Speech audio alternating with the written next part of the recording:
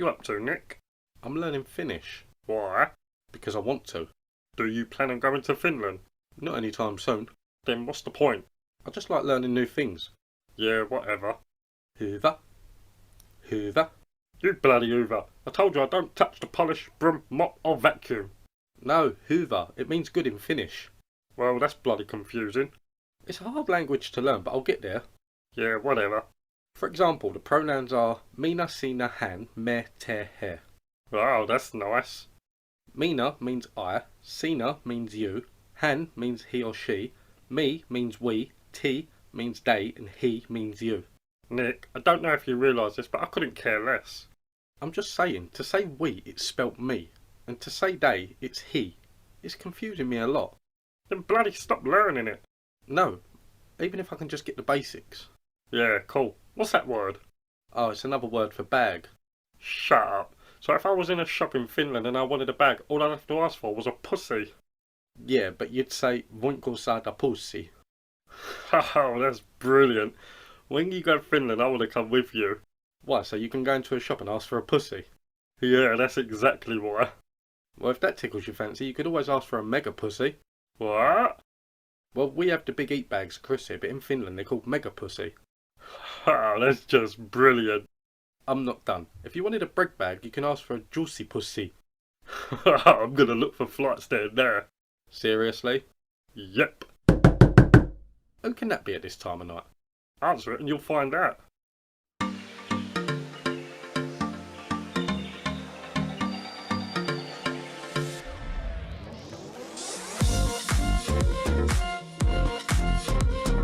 Zoe, what are you doing here?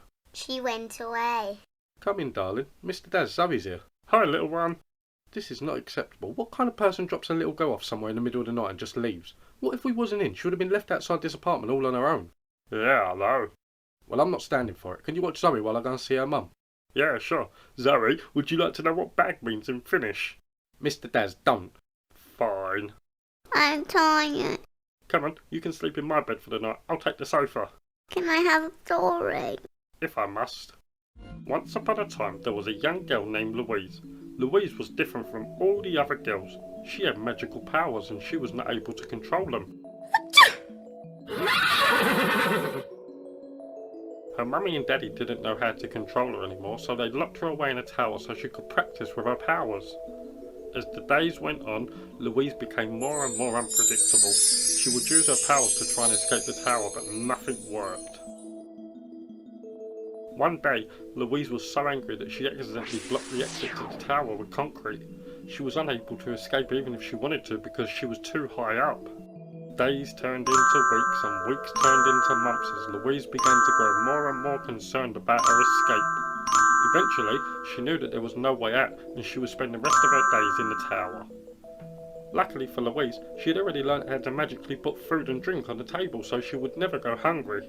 She also made adjustments to the tower which made it a lot more homely for her. Still, nothing that she'd done would help her out of that tower. It was too high for a ladder, too high to jump from. All she could do was wait to be rescued. If that day ever came, with the help of social media, her following grew more and more as each day went on. Every video on TikTok and YouTube hitting virus status instantly. The attention brought along a lot of admirers. Then one day, Louise had an idea that could help her escape from the castle. A promise to any man willing to come and rescue her from her dreaded castle. She set up her video and began to utter the words that could change her life forever. Any man that is able to rescue me from this tower will have my hand in marriage. This caused a frenzy amongst men around the world. They would travel from far and wide in a bid to save Louise from the tower. Each rescue attempt came with its own failures, its own moments of humour and pure desire, but nobody could rescue Louise from the castle. Then one day, the strongest man in the land came along. He didn't have any elaborate plans to rescue Louise, he just wanted her to do one thing. Jump! Jump from this tower and I will catch you as you fall, my love, he shouted up, but Louise wasn't sure. While the man looked strong and capable, she wanted to be sure he could hold her weight, so she set a test for the strong man. Catch this and I will jump, she shouted down. Then one day, long after Louise had given up and the men had stopped coming to rescue her, she was visited by the ghost of her great-grandmother. screamed as the ghost snuck up on her. In a frenzy, her powers became uncontrollable and everything she had built around her had disappeared. Finally, she was able to calm, and that's when the ghost gave her the best advice she had been given yet. Mr. Daz, what are you doing? Nick, what are you doing in the story? I'm not in the story, I'm in your bedroom. Oh, sorry, I was just telling Zoe a story. How did it go with Zoe's mum? Not good. She's just so irresponsible. She just told me that she wanted to go out and have a bit of fun. Well, we're all entitled to that, ain't we?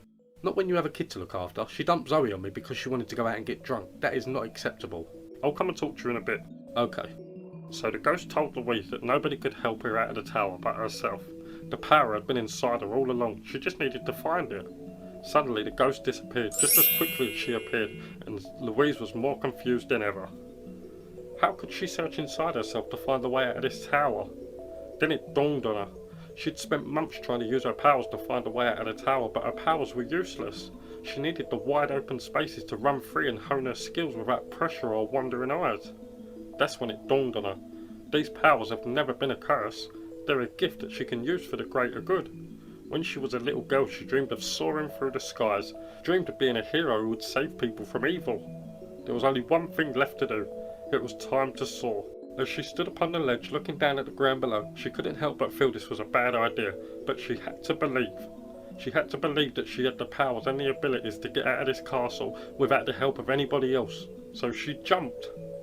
As she dived down towards the ground, she knew it was a bad idea, but as she got closer and closer to the ground, the powers began to seep through her. She could feel it tingle all around her body, and then suddenly, she was soaring. Louise had finally managed to control her magical powers in a way that she always wanted to, and would soar through the sky feeling free as a bird. The end. She is such a little cutie. So tell me, Nick, what are you going to do? I tell you what I'm going to do. I'm going to fight for full custody of Zoe. Really? Yeah, she doesn't deserve to be treated like this. That's admirable of you, but you know it's going to be a very long and very expensive battle. I know, but it has to be done, Mr. Daz. I agree. If you need any help along the way, I'm happy to help. Really? Yeah, that little girl's grown on me, so if you need emotional or financial support, I'm here. Thank you, I really appreciate it. I'm going to go back over to her mum's and tell her my plans. Good luck. To be honest, I didn't think having kids in my life would ever have any benefits, but I do really like having Zoe here. It was still a bit gutting that she didn't turn out to be my daughter, but it's fine. At least I get to spend time with her and have a new friend to play around with.